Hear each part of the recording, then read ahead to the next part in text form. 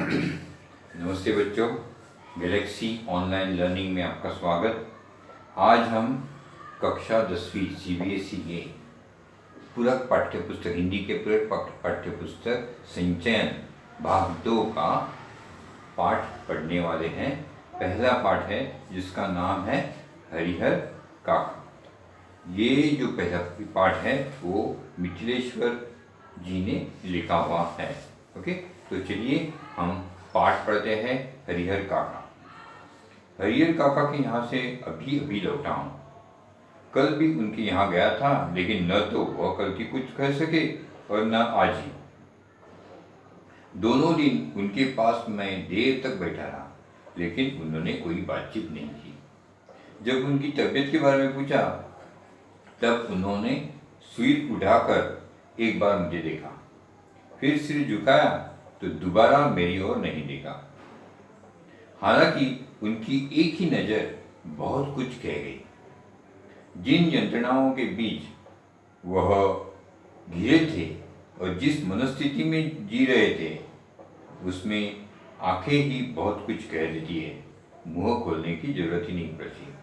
तो लेखक अभी हमें कह रहे हैं कि वो हरिहर काका के यहाँ मिलने गए थे, अभी भी लौटे हैं। ओके, तो कल भी गए थे, वो आज भी गए हैं। तो हरिहर काका से उनसे कुछ बात ना हो पाई है। हरिहर काका, जब उन्होंने हरिहर काका को पूछा कि आपकी तबीयत कैसी है, तब उन्होंने लेखक की बस एक बार देखा और फिर जो नीचे कर दिया सर, वापस उन्होंने अपना सिर ऊपर नहीं किया। लेकिन लेखक कहता है कि बस उनकी एक ही नज़र में मुझे सब कुछ समझ गया। जिन कष्टों में, जिन यातनाओं में वो भी उलझे पड़े हैं, उसमें उनकी एक नज़र ही सब कुछ बता दे रही थी।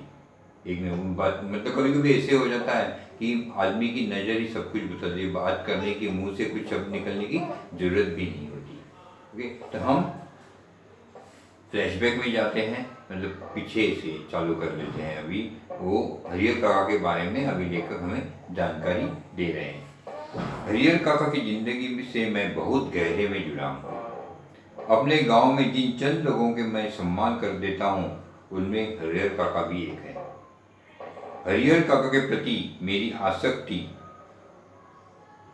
के अनेक व्यवहारिक और वैचारिक कारण हैं। उनमें प्रमुख कारण दो है। एक तो यह कि हरिहर काका मेरे पड़ोस में रहते थे, और दूसरा कारण यह कि मेरी माँ बताती है हरिहर काका बचपन में मुझे बहुत दुलार करते थे, अपने कंधे पर बैठकर घुमाया करते थे। एक पिता अपने बच्चे को जितना प्यार करता है, उससे कहीं ज़्यादा प्यार हरिहर काका मुझे करते थे। और जब मैं सयाना हुआ तब मेरी पहली दोस्ती हरिहर काका के साथ ही हुई। हरिहर काका ने भी जैसे मुझसे दोस्ती के लिए ही उतनी उम्र तक प्रतीक्षा की थी। माँ बताती है कि मुझसे पहले गांव में किसी अन्य से उनकी इतनी गहरी दोस्ती नहीं हुई। वो मुझसे कुछ भी नहीं छिपाते थे, खूब खुलकर बातें करते थे। लेकिन फिलहाल मुझसे भी कुछ कहना उन्होंने बंद कर दिया है। उनकी स्थिति ने मुझे चिंतित कर दिया है। जैसे कोई नाव बीच मझधार में फंसी हो, उस पर सवार लोग चिल्लाकर भी अपनी रक्षा न कर सकते हो, क्योंकि उनकी चिल्लाहट दूर तक फैले सागर के बीच उठती गिरती लहरों में विलीन हो जाने के अतिरिक्त कर ही जा सकती है। मौन होकर जल समाधि रहने के अतिरिक्त कोई दूसरा विकल्प नहीं। लेकिन मन इसे मानने को कतई तैयार नहीं। जीने की लालसा की वजह से बेचैनी और छटपटाहट बढ़ गई हो, कुछ ऐसी स्थिति बीच हरिहर काका गिर गए। उसी स्थिति के बीच हरिहर काका गिर गए हैं। तो लेखक कहते हैं कि उनकी जिंदगी में बहुत ही थोड़े लोगों को वो सम्मान करते हैं। उनमें से जिनके साथ बहुत थोड़े लोगों के साथ उनका गहरा नाता जुड़ा है, उसमें से एक है हरिहर काका। और हरिहर काका के प्रति उनकी जो आसक्ति यानी लगाव इतना होने का कारण दो कारण हैं उसके इतना गहरा लगाव होने के कारण। बाकी गांव में वो इतने किसी का सम्मान या इतने किसी से गहरे जुड़े नहीं है जितने कि हरिहर काका से जुड़े हैं। और वो दो कारण क्या है कि हरिहर काका उनसे कुछ पहले तो छिपाते नहीं है, वो खुलकर बात करते हैं। तो पहले दो कारणों में से एक कारण ये है कि हरिहर काका उनके पड़ोसी थे। ओके, तो जब ये लेखक की बात करें, लेखक के पड़ोसी रहे हैं हरिहर काका। और दूसरी बात ये है कि जब लेखक बहुत छोटा था तभी हरिहर काका उसे बहुत दुलार करते थे, बहुत प्यार करते थे। उसे कंधों पे लेके घुमाते थे, उसके साथ खेलते थे। इतना प्यार मतलब कोई बाप ही अपने बेटे के साथ करता हो, उससे भी ज़्यादा प्यार हरिहर काका लेखक के साथ करते थे। माँ उनको बताती है कि उनकी गांव में किसी के साथ उनकी दोस्ती नहीं थी, लेकिन जैसे लेखक थोड़ा बड़ा हो गया, सयाना हो गया, मतलब उसे समझने लगा, तो हरिहर काका के दोस्त भी हरिहर काका उसी के दोस्त बन गए थे। इतनी गहरी दोस्ती माँ कहती है किसी की भी उनके साथ नहीं थी, गांव में किसी के साथ वो इतने बात नहीं करते थे। और लेखक ये कहता है कि हरिहर काका हमेशा उनसे सब कुछ बताते थे, कुछ भी छिपाते नहीं थे। जैसे हम दोस्त के साथ खुलकर बात करते हैं, वैसे ही हरिहर काका हमेशा खुलकर बात करते हैं। लेकिन अभी जिस स्थिति में हरिहर काका है वो स्थिति कैसी है कि कोई मझधार में, मतलब मिड स्ट्रीम नौका मिड स्ट्रीम में नौका फंस गई हो, और उसमें जो यात्री है उन नौका पे वो बचाने के लिए चिल्ला रहे हैं, लेकिन उनकी आवाज़ इतनी दूर, जो लहरें उठ रही है उनकी आवाज़ों में दब जाती है। और किनारे पे जो लोग हैं, ओके, सागर में नौका डूब रही है, लेकिन वो चिल्ला भी रहे हैं, लेकिन उनकी चिल्लाहट इतनी दूर है कि वो समझ में नहीं, सुनने नहीं आ रही है किनारे के लोगों को, और इसके लिए वो कोई उन्हें मदद करने नहीं जा पा रहा है क्योंकि उन्हें कुछ समझ में नहीं आ रहा है। ओके, और वहाँ के लोग पता है कि अभी उनको अभी डूबना ही है, फिर अभी तो कोई मतलब आवाज़ पहुँच नहीं है किनारे तक, तो डूबेंगे। लेकिन फिर भी जीने की आसक्ति जो होती है, डिज़ायर होता है, ओके, कि और जीना है, तो उस आसक्ति के लिए वो तड़प रहे हैं, छटपटाहट हो रही है उनकी। ओके, कि उनको लगता है कोई तो उन्हें बचाए। वैसी स्थिति आज हरिहर काका की हो गई है। ओके, हरिहर काका के बारे में सोचता हूँ तो मुझे लगता है कि वह यह समझ नहीं पा रहे हैं कि कहीं तो क्या कहें। अब कोई ऐसी बात नहीं जिसे कहकर वह हल्का हो सके, कोई ऐसी उक्ति नहीं जिसे कहकर वे मुक्ति पा सके। हरिहर काका की स्थिति में मैं भी होता तो निश्चय ही इस गूंगेपन का शिकार हो जाता। तो लेखक कहता है कि मैं भी सोच रहा हूँ कि हरिहर काका की ऐसी स्थिति कैसी है, तो उनको लगता है कि हरिहर चाचा की स्थिति ऐसी है कि उन्हें क्या बात करना है वही समझ नहीं आ रहा है, बोलूँ तो क्या बोलूँ। ऐसी स्थिति भी हरिहर काका, क्योंकि क्या कुछ बात करने से कुछ फर्क नहीं पड़ने वाला है। मतलब बात करने, हरिहर काका अगर लेखक से कुछ बात करते तो उनका बोझ, मन का बोझ, मन में जो बोझ है वो हल्का नहीं होगा, ना ही वो बोलने के बाद उन्हें मुक्ति मिल जाएगी। वो ऐसी द्विधा मनस्थिति में है कि उन्हें कुछ समझ में नहीं आ रहा है कि क्या करे।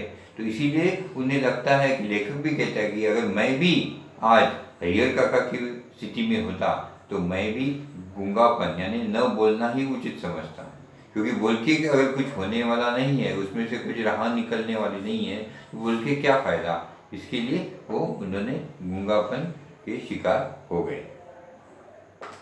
हरिहर काका की स्थिति में कैसे आ फंसे, ये कौन सी स्थिति है, इसलिए कौन जिम्मेदार है, यह सब बताने से पहले अपने गांव का और खासकर अपने गांव की ठाकुरबाड़ी का संक्षिप्त परिचय मैं आपको देना उचित समझता हूँ, क्योंकि उसके बिना तो यह कहानी अधूरी रह जाएगी।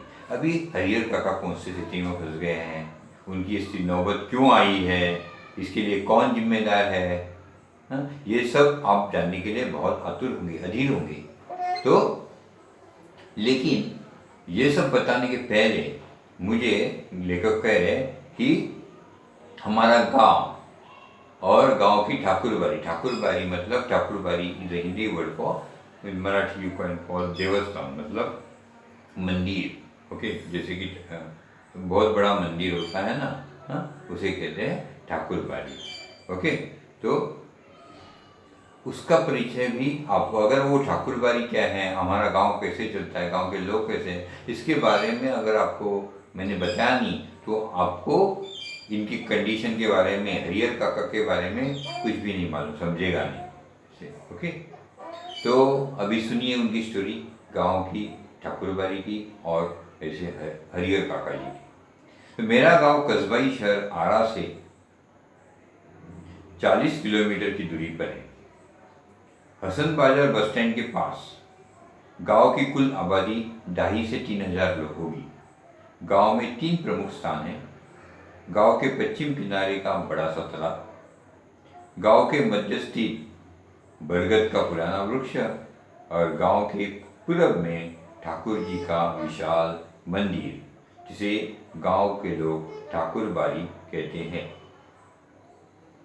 तो लेखक पहले अपने गांव का ज्योग्राफी बताते हैं। उनका गांव जो है वो नज़दीक का एक कस्बा है आरा, उससे 40 किलोमीटर दूरी पर है।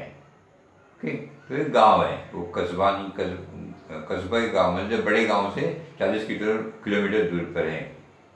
हसन बाजार बस स्टैंड के पास में उनका गांव है। गांव की कुल आबादी यानी पॉपुलेशन कितने हैं, 2,500 से 3,000, मतलब 2,500 to 3,000 people are staying in that. The population of the villages 2,500 से 3,000। गांव में उनके 3 प्रमुख स्थान हैं। पहले तो पश्चिम किनारे में, गांव के on the west side of the गांव एक बड़ा सा तालाब है। गांव के मध्य स्थित मतलब सेंटर ऑफ द विलेज बरगद का एक पेड़ है, बड़ा बरगद का पेड़ है। और गांव के पूरब में यानी ईस्ट में क्या है, ठाकुर जी का बड़ा सा मंदिर, जिसे लोग ठाकुरबाड़ी कहते हैं। तो वेस्ट इज द तालाब, बीच में बरगद का पेड़, और to the east you have a big temple. Okay, Thakur यानी भगवान जी का मंदिर। ओके, तो उसे लोग वहाँ के ठाकुरबाड़ी कहते हैं। गांव में इस ठाकुरबाड़ी की स्थापना कब हुई, इसकी ठीक जानकारी किसी को नहीं है। इस संबंध में गांव में जो कहानी प्रचलित है वह यह कि वर्षों पहले जब यह गांव पूरी तरह बसा भी न था, कहीं से एक संत आकर इस स्थान पर झोपड़ी बना रहने लगे थे। वो सुबह शाम यहाँ ठाकुर जी की पूजा करते थे, लोगों से मांग कर खा लेते थे और पूजा पाठ की भावना जागृत करते थे। बाद में लोगों ने चंदा करके यहाँ ठाकुर जी का एक छोटा सा मंदिर बना दिया। फिर जैसे जैसे गांव बसता गया और आबादी बढ़ती गई, मंदिर के कलेवर में भी विस्तार हो गया। लोग ठाकुर जी को मनौती मनाते कि पुत्र हो, मुकदमे में विजय हो, लड़की की शादी अच्छे घर में तय हो, लड़के को नौकरी मिल जाए। फिर इसमें जिनको सफलता मिलती वो खुशी से ठाकुर जी पर रुपए, जेवर, अनाज चढ़ाते। अधिक खुशी होती तो ठाकुर जी के नाम अपने खेत का एक छोटा सा टुकड़ा लिख देते। यह परंपरा अब तक जारी है। अधिकांश लोगों का विश्वास है कि उनकी अच्छी फसल होती है तो ठाकुर जी की कृपा से, मुकदमे उनकी जीत होती है तो ठाकुर जी के चलते, लड़की की शादी इसलिए जल्दी तय होगी क्योंकि ठाकुर जी ने मनौती मनाई गई थी। लोगों के इस विश्वास का यह परिणाम है कि गांव की अन्य चीज़ों की तुलना में ठाकुरबाड़ी का विकास 1000 गुना अधिक हुआ है। अब तो यह गांव ठाकुरबाड़ी से पहचाना जाता है। यह ठाकुरबाड़ी ने सिर्फ मेरे गांव की एक बड़ी और विशाल ठाकुरबाड़ी है, बल्कि पूरे इलाके में इसकी जोड़ की दूसरी ठाकुरबाड़ी नहीं है। तो अभी ठाकुरबाड़ी के बारे में थोड़ा सा सुनते हैं। लेखक कहता है कि इस ठाकुरबाड़ी की स्थापना कब हुई, कैसे हुई, किसी को पता नहीं। मतलब अलग अलग बातें हैं लोगों की, एग्जैक्ट किसी को कुछ पता नहीं। तो लोग ज़्यादा से ज़्यादा लोग क्या कहते हैं कि बहुत बहुत जब एक गांव बसा भी नहीं था, गांव बसने आया था, बसा भी नहीं था, मतलब इन द इनिशियल स्टेजेस इस जगह पे जहाँ पे भी ठाकुरबाड़ी है, इस जगह पर एक संत आकर रहते थे। उन्होंने एक अपनी कुटिया बनाई थी, झोपड़ी बनाई थी, और वो दिन भर ठाकुर जी की पूजा करते थे और लोगों से घर पे जाके भीख मांग के खाना खाते थे। ओके, लोग भिक्षुकी करते थे, मतलब लोगों के पास जाकर दोपहर को शाम को घर उनके घर जाकर जो मिलता था वो खा लेते थे और दिन भर पूजा पाठ करते थे, और लोगों को भी पूजा पाठ करने का कहते थे। मतलब उन्होंने भगवान के प्रति आदर निर्माण किया था। ओके, इस संत जी ने। ओके, तो जैसे जैसे गांव बढ़ता हो गया, हाँ, लोग आबादी बढ़ती गई, गांव भी बसता गया, वैसे वैसे इस मंदिर का भी विस्तार होने लगा। ओके, दूसरी बात ये है कि ये गांव के लोग भी ठाकुर जी को बहुत मानने लगे संत की वजह से। ओके, तो जो भी कुछ तो लोग क्या करते थे, गांव के लोग यहाँ आके मनौती मांगते थे। ओके, मतलब उनकी मुरादें जो भी हैं वो पूरी करने के लिए भगवान जी के पास आते थे। जैसे कि मुरादें मतलब अपनी लड़की की जल्दी शादी हो, खेत में फसल अच्छी हो इस साल, अपने लड़के को क्या नौकरी मिल जाए। ओके, तो या मुकदमे में विजय मिल जाए। ओके, या पहले की मनौती सबसे प्यारी की हमें अभी पुत्र प्राप्ति हो जाए। तो अगर जिसका किसी की मनौती पूरी हो जाती, वो क्या करता था, वो आके ठाकुर जी को अनाज चढ़ाता, जेवर चढ़ाता, फूल फल चढ़ाता, कि ऐसे मनाता। कभी कभी अगर ज़्यादा खुशी हुई कि बहुत ही बड़ी मन्नत उन्होंने मांगी है और वो पूरी हो गई, जैसे कि मुकदमे का इलाज चल गया, किसी को बच्चा नहीं हो रहा है 8-10 साल से और उसे पुत्र प्राप्ति हो गई, तो वो बहुत ही खुश हो जाएगा। और कभी क्या हो जाते थे, वो ज़्यादा खुशी होने से ये लोग, गांव के लोग क्या करते थे, अपने खेत में से थोड़ा खेत ठाकुर जी के नाम कर देते थे, मतलब ठाकुरद्वारे के, मतलब मंदिर के नाम करते थे। ऐसे में क्या हो गया कि धीरे धीरे ठाकुर बाड़ी का विस्तार बढ़ने लगा। गांव में कुछ सुधारना हो या ना हो जो, लेकिन ठाकुर बाड़ी की सुधारना होने लगी। ठाकुर बाड़ी अधिक का अधिक पैसा आने लगा ठाकुर बाड़ी का, क्योंकि जैसी मनौती पूरी हो जाती थी, लोग आकर जेवर देते, पैसा देते, जमीन नाम पे, इतना तक नहीं तो जमीन भी नाम पे कर देते। उसके वजह से ठाकुर द्वारी एक बहुत ही सशक्त एक what you call it institution बन गई वहाँ पे गांव में। ओके, और उसकी वजह से ठाकुर बाड़ी का व्याप बहुत बढ़ गया, उसका विस्तार बढ़ गया, और आजू बाजू के गाँव में भी इतनी बड़ी ठाकुरबाड़ी नहीं थी, इतनी बड़ी ठाकुरबाड़ी, ये सबसे बड़ी ठाकुरबाड़ी इस गांव में हो गई, और उसका नाम आजू बाजू के गांव में भी फैल गया। तो जैसे नाम फैलता है तो ज़्यादा से ज़्यादा लोग आते हैं इस मंदिर में, और जितने ज़्यादा लोग आएंगे उतना उसका उत्पन्न बढ़ जाता है। ओके, तो ठाकुरबाड़ी के नाम पर 20 बीघे खेत है। आज के ज़माने में ठाकुरबाड़ी के नाम पर 20 बीघे खेत है। इतना खेत तो बहुत सारे लोगों को, गांव के लोगों के खुद के नाम पे नहीं है, लेकिन ठाकुरबाड़ी लोगों ने जो डोनेट किया है, दान दिया है, ऐसे 20 बीघा खेत ठाकुरबाड़ी के नाम है। धार्मिक लोगों की एक समिति है जो ठाकुरबाड़ी की देखरेख और संचालन के लिए प्रत्येक 3 साल पर एक महंत और एक पुजारी की नियुक्ति करती है। तो ठाकुरबाड़ी में एक कमेटी, ठाकुरबाड़ी के लोगों ने एक कमेटी स्थापन की है। उस कमेटी में धार्मिक लोग ज़्यादा हैं, तो वो कमेटी इसलिए स्थापन की है कि वो ठाकुरबाड़ी का संचालन के लिए, मतलब चलाने के लिए। ओके, ये जो कमेटी है वो कमेटी ही गांव के ठाकुरबाड़ी के लिए एक महंत और एक पुजारी की नियुक्ति करती है। ओके, दे अपॉइंट अ पुजारी और एक महंत, वो ठाकुरबाड़ी के लिए।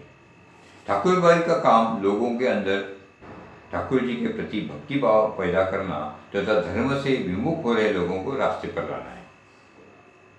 ठाकुरबाड़ी में भजन कीर्तन की आवाज़ बराबर गूंजती रहती है। गांव जब भी बाढ़ या सूखे की चपेट में आता है ठाकुरबाड़ी के अहाते में तंबू लग जाते हैं। लोग और ठाकुरबाड़ी के साधु संत अखंड हरि कीर्तन शुरू कर देते हैं। उसके अतिरिक्त गांव में किसी भी पर्व त्योहार की शुरुआत ठाकुरबाड़ी से ही होती है। होली में सबसे पहले गुलाल ठाकुर जी को ही चढ़ाया जाता है। दिवाली का पहला दीप ठाकुरबाड़ी में ही जलता है। जन्म, शादी और जनेऊ के अवसर पर अन्न वस्त्र की पहली भेंट ठाकुर जी के नाम की जाती है। ठाकुरबाड़ी के ब्राह्मण साधु व्रत कथाओं के दिन घर घर घूमकर कथावाचन करते हैं। लोगों के खलिहान में जब फसल की दवनी होकर अनाज की ढेरी तैयार हो जाती है, तब ठाकुर जी के नाम अगुम निकालकर लोग अनाज अपने घर ले जाते हैं। ओके, तो ठाकुरबाड़ी की स्थापना की गई थी। क्यों की गई थी? कि लोगों में भक्ति भावना जागृत हो, भक्ति भावना पैदा हो, और जो देव को मानते नहीं है, उनको धर्म को मानते नहीं है, उनको धर्म के मार्ग पर ले आना, ये मेन रीज़न था ठाकुरबाड़ी का। तो इसके लिए ठाकुरबाड़ी की स्थापना हुई थी। तो ठाकुरबाड़ी में हमेशा भजन कीर्तन की आवाज़ गूंजती रहती है। ओके, रोज़ आपको ठाकुरबाड़ी में भजन कीर्तन सुनने आएगा। और दूसरी बात यह कि गांव में अगर कोई बाढ़ आ जाती है या सूखा पड़ जाता है तो क्या हो जाता है, ठाकुरबाड़ी में बड़े बड़े तंबू लग जाते हैं और ठाकुरबाड़ी के संत महान पुजारी क्या करने जाते हैं, अखंड हरि कीर्तन चालू कर देते हैं। मतलब भगवान को प्रसन्न करें ताकि गांव के बाढ़ की चपेट से गांव बच जाए या सूखे से गांव बच जाए, इसके लिए हरि कीर्तन, अखंड हरि कीर्तन शुरू होकर देते हैं। इसके अतिरिक्त गांव में किसी भी पर्व त्योहार की शुरुआत, कोई भी त्योहार है तो उसकी शुरुआत पहले ठाकुरबाड़ी से होती है। जैसे कि अगर दिवाली है तो पहला दीप कहाँ जलेगा? ठाकुरबाड़ी में। किसी के घर में शादी है तो न्योता पहला किसको जाएगा? ठाकुरबाड़ी को। ओके, पहला न्योता वही ठाकुरबाड़ी में जाएगा। अगर होली है तो पहला गुलाल किसको जाएगा? पहला गुलाल ठाकुर जी को। ओके, तो सभी मतलब कोई भी त्योहार हो, जन्म हो, शादी हो या जनेऊ का प्रोग्राम हो, पहले वस्त्र लोगों को मतलब आप्तिष्टों को वस्त्र देने के पहले वस्त्र पत्रिका सब कहाँ जाएगी? ठाकुरबाड़ी को। ओके, तो और ठाकुरबाड़ी के जो ब्राह्मण है, ओके, ब्राह्मण साधु है, वो घर घर जाकर, गांव में घर घर जाकर व्रत की कथावाचन करते हैं। ओके, फिर लोगों के खलिहान में जब मतलब खेती में जब फसल पैदा होती है, ग्रेन्स का, पहले उसका प्रसाद करके वो पहले कहाँ दिया जाता है? ठाकुरबाड़ी में। बाद में घर पे लेके जाते हैं। ओके, तो उसके लिए अगुम यानी पहली फसल। ओके, तो पहली फसल जब निकलती है तो वो भगवान के लिए भोग करके पहले दिया जाता है ठाकुर जी के लिए, और फिर बाद में अपने घर में लेके जाते हैं। ठाकुरबाड़ी के साथ अधिकांश लोगों का संबंध बहुत घनिष्ठ है, मन और तन दोनों स्तर पर। ऋषि कार्य से अपना बचा हुआ समय वे ठाकुरबाड़ी में ही बिताते हैं।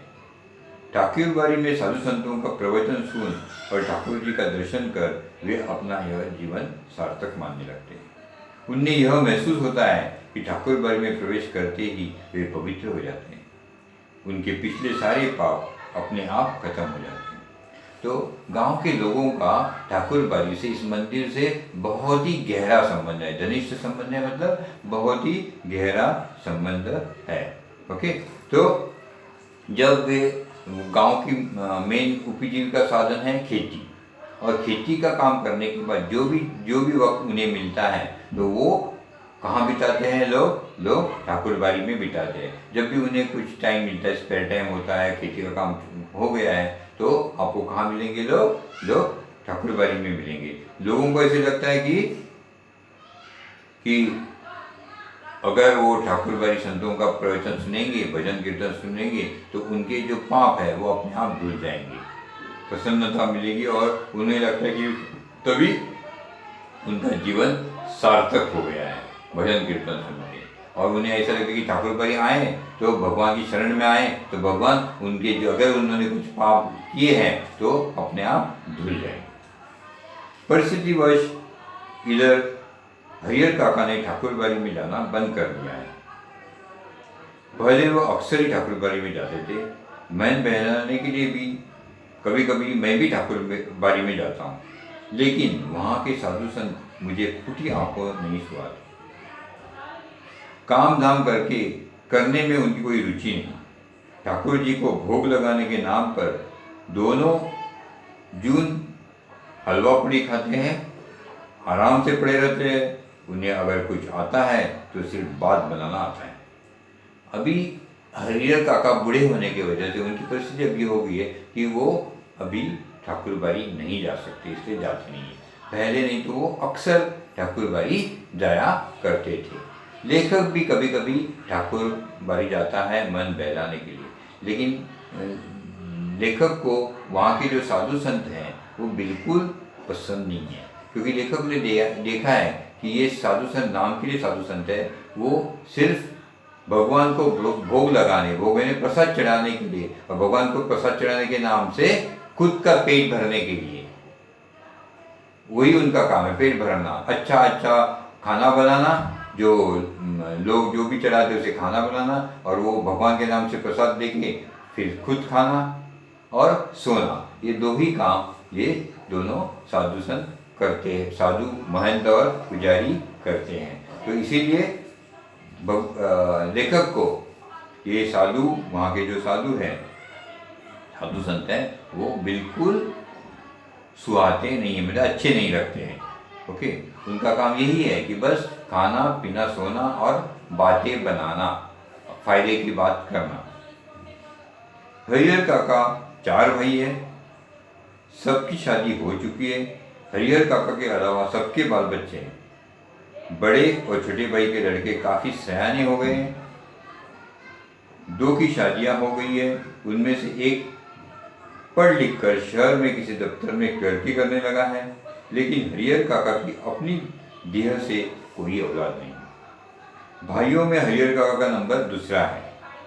औलाद के लिए उन्होंने 2 शादियां की, लंबे समय तक प्रतीक्षारत रहे, लेकिन बिना बच्चा जने उनकी दोनों पत्नियां स्वर्ग सिधार हो गई। लोगों ने तीसरी शादी करने की सलाह दी, लेकिन अपनी गिरती हुई उम्र और धार्मिक संस्कारों की वजह से हरिहर काका ने इनकार कर दिया। वो इत्मीनान और प्रेम से अपने भाइयों के परिवार के साथ रहने लगे। तभी हरिहर काका का फैमिली के बारे में लेखक बता रहे। हरिहर काका के 4 भाई हैं। सबसे हरिहर काका का नंबर 2 आता है। उनके बड़े और छोटे भाई के बच्चे अभी बड़े हैं। एक की शादी भी हो चुकी है, ओके, 2 की शादी हो चुकी है। उसमें से एक शहर में किसी अफसर है, यानी क्लर्की का काम कर रहा है, किसी ऑफिस में वो काम कर रहा है। ओके, हरिहर काका को खुद को कोई औलाद नहीं है। औलाद बाकी उनके सभी भाइयों को औलाद है। हरिहर काका औलाद के लिए हरिहर काका ने 2 शादियाँ की, लेकिन उनकी दोनों औरतें बिना बच्चे को जन्म दिए परलोक सिधार गई, मतलब मर गई। तो पहले औरत को बच्चा नहीं हुआ, वो परलोक सिधार गई यानी मर चुकी, तो उन्हें दूसरी शादी की। दूसरी शादी की, बहुत राह देखी, उसे भी बच्चा नहीं हुआ, वो भी चल बसी। ओके, तो लोगों ने कहा, गाँव के लोगों ने, अभी तीसरी शादी कर लो, बच्चा तो चाहिए, तीसरी शादी कर लो। लेकिन हरिहर काका ने मना कर दिया।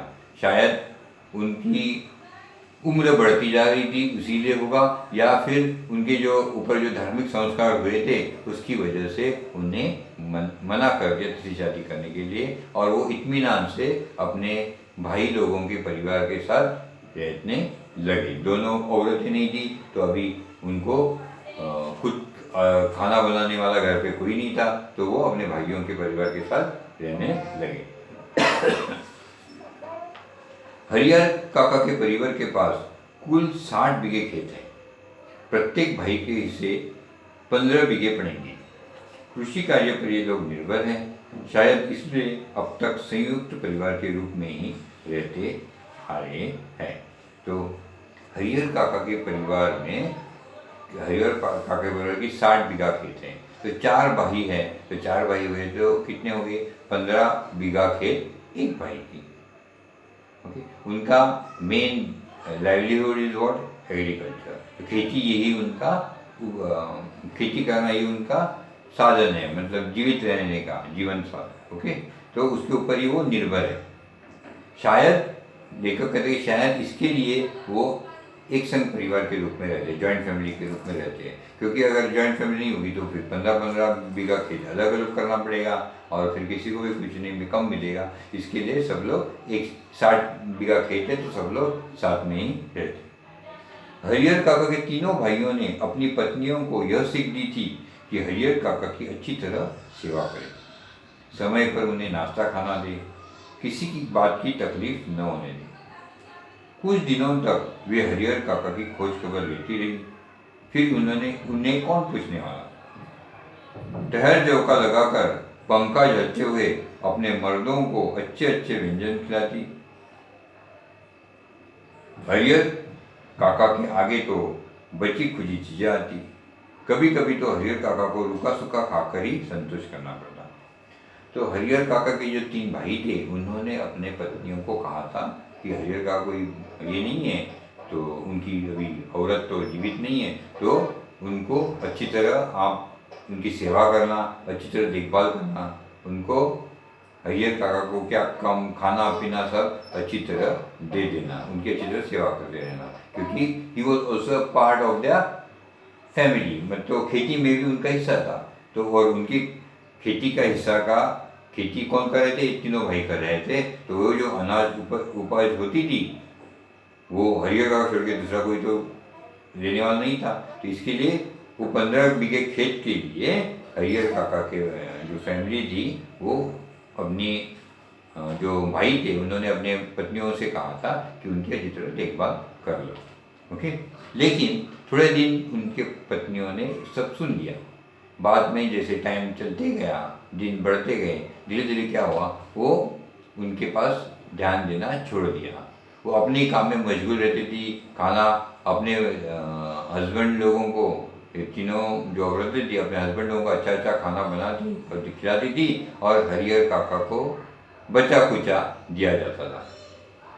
पहले हरिहर काका को नहीं दिया जाता था खाना, अगर जो बच जाता है वो खाना हरिहर काका को जाता था। कभी कभी तो उनको जो जूठा या रुका सूखा होता था, कल का रुका सूखा बचा हुआ है वो दिया जाता था। ओके, और उस पर ही हरिहर काका को संतोष करना पड़ता था। अगर कभी हरिहर काका की तबीयत खराब हो जाती तो वो मुसीबत में पड़ जाती। इतने बड़े परिवार के रहते हुए भी कोई उन्हें पानी देने वाला तक नहीं। सभी अपने कामों में मशगूल। बच्चे या तो पढ़ लिख रहे होते या धमा चौकड़ी मचाते। मर्द खेतों पर गए रहते। औरतें हाल पूछने भी नहीं आती। दालान के कमरे में अकेले पड़े हरिहर काका को स्वयं उठकर अपनी जरूरतों की पूर्ति करनी पड़ती। ऐसे वक्त अपनी पत्नियों को याद करके हरिहर काका की आंखें भर जाती। भाइयों के परिवार के प्रति मोहभंग की शुरुआत 19 क्षणों में हुई थी, और फिर एक दिन तो विस्फोट ही हो गया। उस दिन हरिहर काका की सहन शक्ति जवाब दे गई। उस दिन शहर में क्लर्की करने वाला भतीजा का एक दोस्त गांव आया था। उसी के आगमन के उपलक्ष्य में 2-3 तरह की सब्जी, बचके, चटनी, रायता आदि बने थे। बीमारी से उठे हरिहर काका का मन स्वादिष्ट भोजन के लिए बेचैन था। मन ही मन उन्होंने अपने भतीजे के दोस्त की सराहना की, जिसके बहाने उन्हें अच्छी चीजें खाने को मिलने वाली थी। लेकिन बातें बिल्कुल विपरीत हुई। सबों ने खाना खा लिया, उनको कोई पूछने तक नहीं आया। उनके तीनों भाई खाना खाकर खलिहान चले गए। दवनी हो रही थी। वे इस बात के प्रति निश्चिंत थे कि हरिहर काका तो पहले ही खिला दिया गया होगा। ओके, तो एक दिन क्या हो जाता है कि हरिहर काका की तबीयत खराब हो जाती है। तो जबकि उनकी तबीयत खराब हो जाती थी, वो बहुत मुसीबत में पड़ जाते थे, क्योंकि इतना बड़ा घर, इतने सारे लोग, बहुत उनकी बड़ी हवेली थी। वो इतने बड़े हवेली होने के बावजूद, इतने सारे लोग होने के बावजूद, वो जब बीमार पड़ते थे तो अकेली हो जाते थे। क्यों? क्योंकि कारण ये था कि जो बच्चे थे घर में, वो तो एक तो अपने पढ़ाई लिखाई में मशगूल है, स्कूल वगैरह में मशगूल होते थे। अगर जब वे स्कूल में नहीं होते तो धम्मा चौकड़ी, मतलब मौज मस्ती मस्ती करने में मशगूल रहते थे। ओके, तो बच्चों का तो कोई आके अपने चाचा का ख्याल रखने के तो बात ही छोड़ दो। फिर औरतें तो कभी, जो उनके भाई की औरतें थी, वो तो कभी पूछने भी नहीं आती। ओके, तो और जो भाई है वो खेती के काम में लगे रहते थे, तो अकेले पड़े रहते थे हरिहर काका अपने दालान में।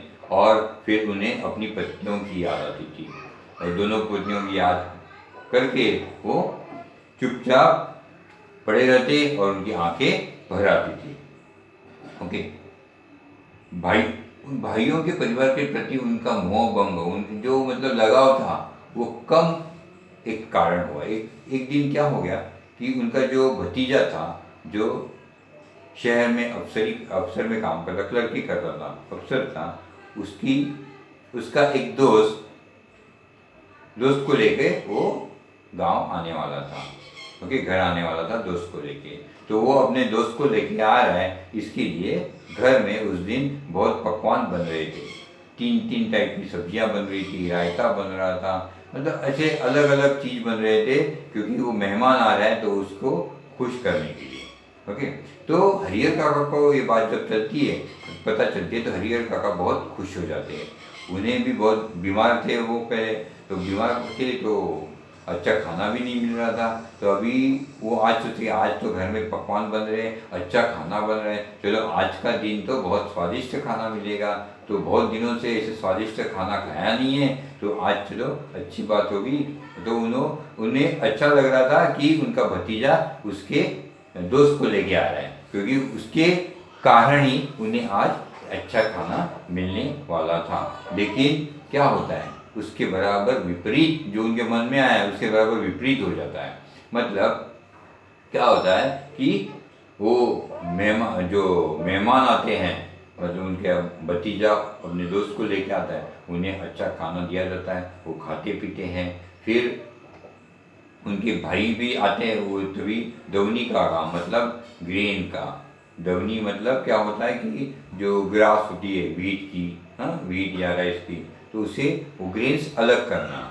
Okay, the grains thrown on the ground, और उसके ऊपर वो बफेलो या जो बुलक्स है वो घूमते हैं, और उससे क्या होता है, वो फसल मतलब grains get separated from the grass, तो उसे दवनी कहते हैं। तो दवनी का काम हार्वेस्ट टाइम है, दवनी का काम जोर से चालू है। इसके लिए भाई भाई लोग बिजी है खेती के काम में, तो बस खाना खाने आते हैं और वैसे ही निकल जाते हैं, क्योंकि उन्हें उतना टाइम नहीं है उस वक्त। तो वो भाई भतीजा और उसका दोस्त खाना खा के हो जाता है उनका।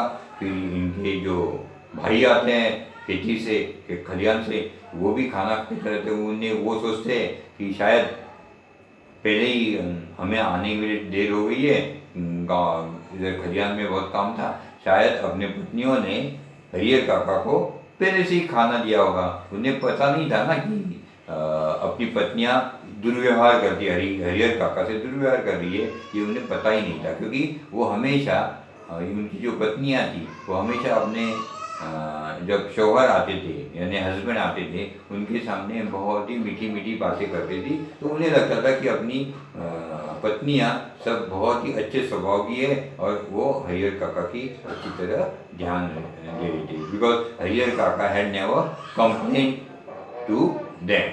तो उन्हें लगा कि उनकी खाना हो गया है और वो अभी अपने कमरे में सो रहे हैं, और वो चले जाते हैं। लेकिन ओके, तो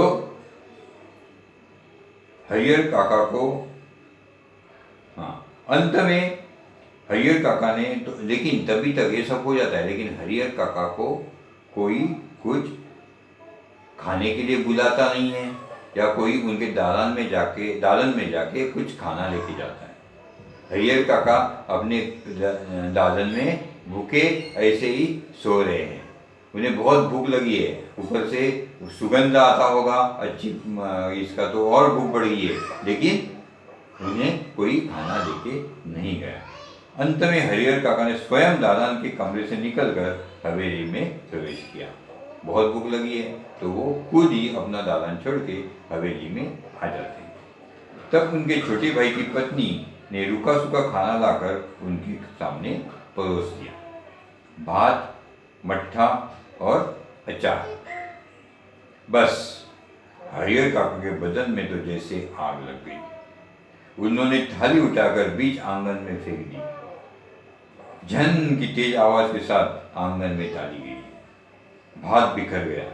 विभिन्न घरों में बैठी हुई लड़कियां, बहुएं सब एक ही साथ बाहर निकल आई।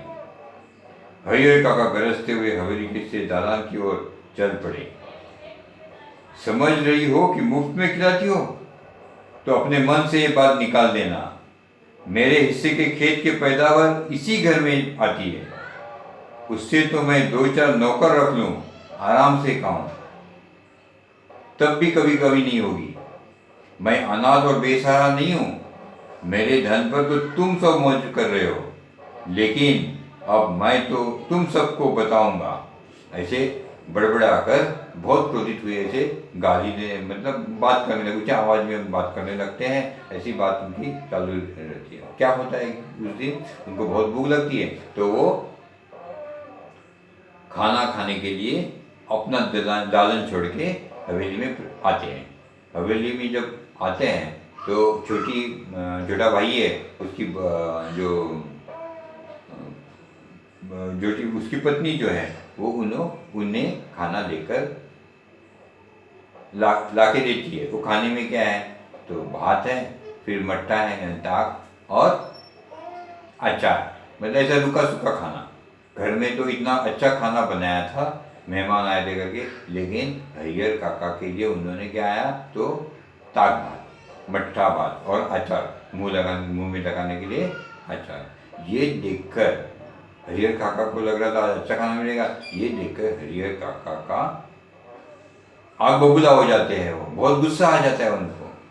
वो क्या करते, वो थाली उठाते और ऐसे आंगन में फेंक देते, और आंगन में जैसे फेंक देते ठन करके आवाज आती है, छन करके आवाज आती है, और थाली गिर जाती है। थाली में जो खाना पड़ा है वो इधर उधर हो जाता है। और जैसे ही थाली की आवाज़ आ जाती है आंगन में, आजू बाजू के नेबरिंग ये सब लड़कियां, औरतें सब भाग आती है देखने के लिए क्या हो गया क्या हो गया। तब हरिहर काका गरजते हैं, तो बहू से कहते, तो अपने भाई के बीवी से कहते, तुम्हें क्या लगता है कि मैं भिखारी हूँ? मैं यहाँ खाना खाने के लिए आया हूँ। आप लोग मेरे उनका जो 15 बीघा की खेती है, उनकी जो हिस्से की खेती है, उसकी जो उपज है वो भी तो इसी घर में आती है।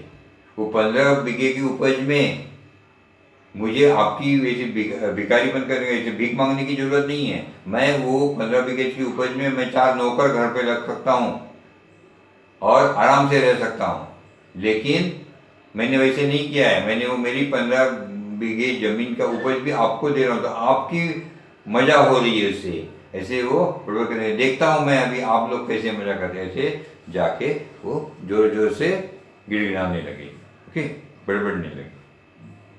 हरिहर काका जिस वक्त यह सब बोल रहे थे, उस वक्त ठाकुर बाड़ी की पुजारी उनके, so better I think we should stop over here.